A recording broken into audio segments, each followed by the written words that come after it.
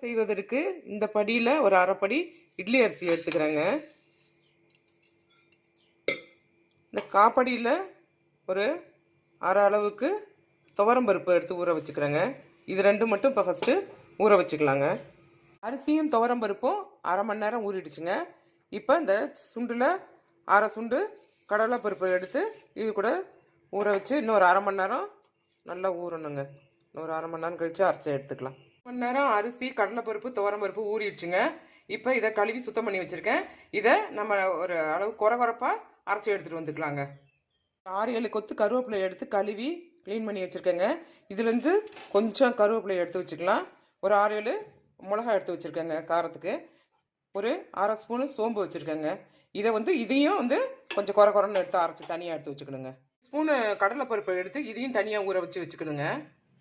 2 spoon கடலைப்பருப்பு எடுத்து ஊற வச்சுருந்தோம்லங்க. இது நல்லா ஊறிடுச்சு. இதை 1-2 மட்டும் அரைச்சி எடுத்துக்கணுங்க.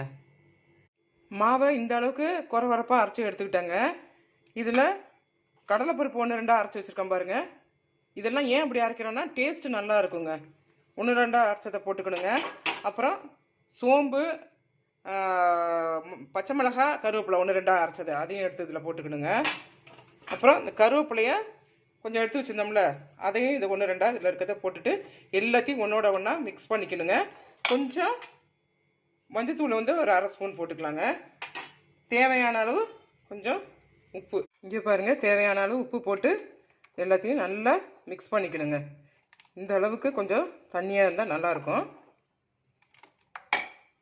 கொஞ்சம் பெரிய வெங்காயம் 2 எடுத்து பொடியை நறுக்கி வச்சுருக்கேங்க. மாவு இந்த அளவுக்கு இருக்கணுங்க.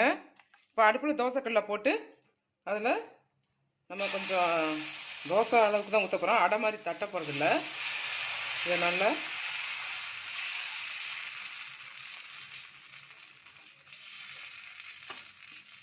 பண்ணிவிட்டு இது மேலே கட் பண்ணி வச்சுருக்கிற ஆனியனை அப்படியே தூவி விடுங்க.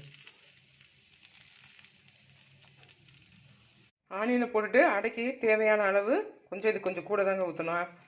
கொஞ்சம் ஆயில் ஊற்றிக்கோங்க. இப்போ ஒரு 5 நிமிஷம் வெந்துருச்சுங்க. இப்போ அடையை திருப்பி போட்டுக்கலாம். அடையை திருப்பி போட்டு நல்லா அப்படியே அமுக்கி விடுங்க. இப்போ திருப்பி போட்டுக்கலாங்க.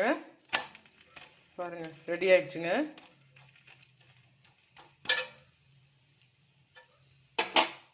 அருமையான அடை ரெடிங்க. இதை வெங்காய சட்னியோட சேர்த்து சாப்பிடும்போது ரொம்ப அருமையாக இருக்குங்க. தேங்காய் சட்னி வச்சுருக்கேன், புதினா சட்னி வச்சுருக்கேங்க. வீடியோ பிடிச்சிருந்தா லைக் பண்ணுங்கள், சப்ஸ்கிரைப் பண்ணுங்க.